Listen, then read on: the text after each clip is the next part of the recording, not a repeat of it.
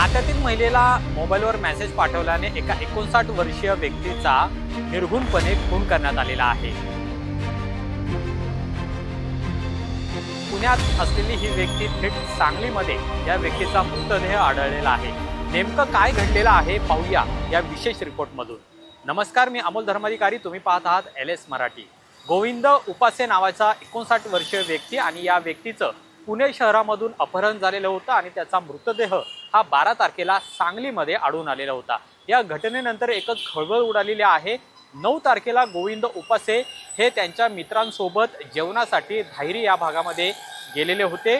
तिथं त्यांनी जेवण केलं आणि त्यानंतर ते घरी निघत असताना त्यांना मोबाईलवर एक मेसेज आला। ज्या मेसेज नंतर ते आंबेगाव परिसरामध्ये गेले आणि आंबेगाव परिसरामध्ये एका 4 व्हीलर मधून आलेल्या तिघांनी गोविंद उपासे यांना जबरदस्तीनं कारमध्ये कोंबलं आणि त्यानंतर त्यांना ते थेट मध्यरात्री 2 वाजता घेऊन हे सांगलीच्या दिशेने निघून गेलेले होते। सांगली जिल्ह्यामध्ये पोहोचल्यानंतर त्यांना त्या ठिकाणी ठार मारण्यात आलेलं होतं। एका कॅनलमध्ये त्यांचा मृतदेह आहे तो सुद्धा टाकण्यात आलेला होता।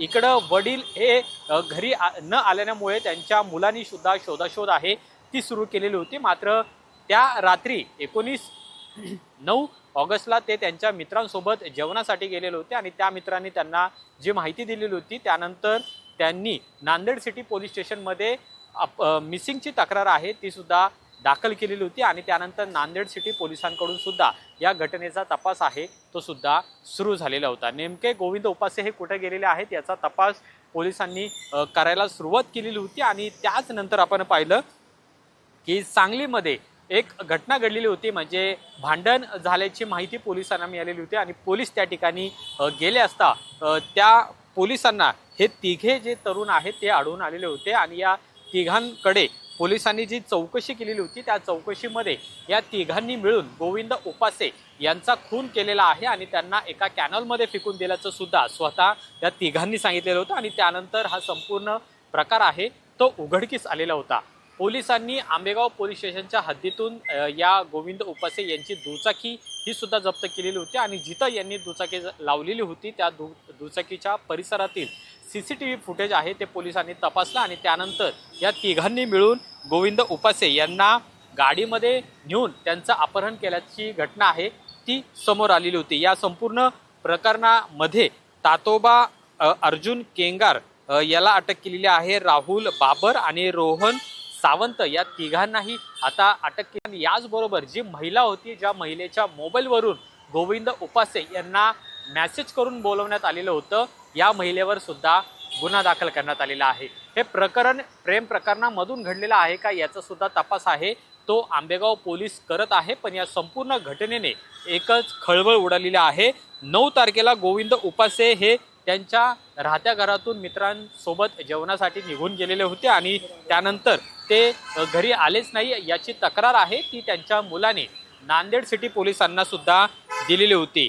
10 तारखेला मध्यरात्री 2 वाजता गोविंद उपासे यांना मेसेज आलेला होता, फोन आलेला होता आणि त्यानंतर ते बाहेर पडलेले होते आणि तिथून ते परत घरी आलेच नाही अशी तक्रार आहे ती देण्यात आलेली आहे। 12 ऑगस्टला याबद्दलची चौकशी आहे ती सुद्धा सुरू होती। पण सांगली पोलीस स्टेशनच्या हद्दीमध्ये आपण पाहिलं की घोड्याचा तबेला शामराव नगर सांगली येथे 2 गटामध्ये भांडण चालू असल्याबाबत माहिती आहे ती तिथल्या स्थानिक पोलिसांना मिळाली आणि स्थानिक पोलिसांनी त्यावेळी या इसमांना ताब्यात घेतला आणि त्यांच्याकडे चौकशी केल्यानंतर त्यांनी गोविंद उपासे याची हत्या केल्याची कबुली दिली आणि त्याचबरोबर त्याचा जो मृतदेह आहे तो कडेगाव येथील कॅनलमध्ये टाकून दिलेला होता आणि त्याची जी 2 व्हीलर आहे ती पुण्यातील आंबेगाव पोलीस स्टेशनच्या हद्दीमध्ये लावलेली होती अशी सुद्धा माहिती देण्यात आलेली होती। यानंतर आता पोलिसांनी या सगळ्याचा तपास केलेला आहे। सुरुवातीला ही मिसिंगची तक्रार नांदेड सिटी पोलिसांमध्ये दाखल करण्यात आलेली होती आणि आता हा गुन्हा आंबेगाव पोलीस स्टेशनमध्ये नोंद करण्यात आलेला आहे आणि आंबेगाव पोलीस आता या संपूर्ण घटनेचा तपास करतायत। या संपूर्ण घटनेमध्ये तिघांना अटक करण्यात आलेली आहे।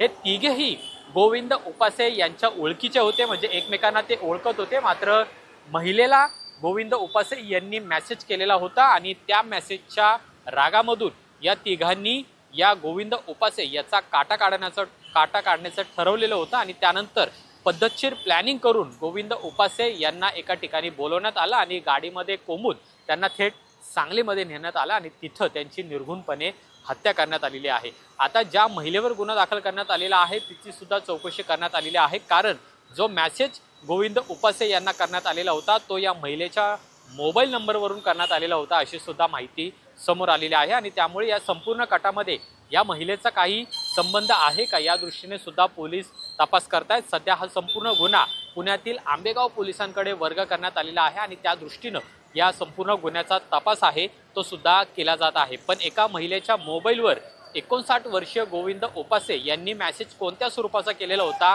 का केलेला होता याचा सुद्धा तपास आहे तो सध्या पुणे पोलिसांकडून केला जात आहे। पण पुण्यातून अपहरण केलेल्या गोविंद उपासे यांची हत्या ही थेट सांगलीमध्ये केल्यामुळे एकच खळबळ उडालेली आहे। या संपूर्ण घटनेमध्ये आणखीन कुणाचा सहभाग आहे का याचा सुद्धा तपास आहे तो आता आंबेगाव पोलीस आहे तो सुद्धा करताना पाहायला मिळतात।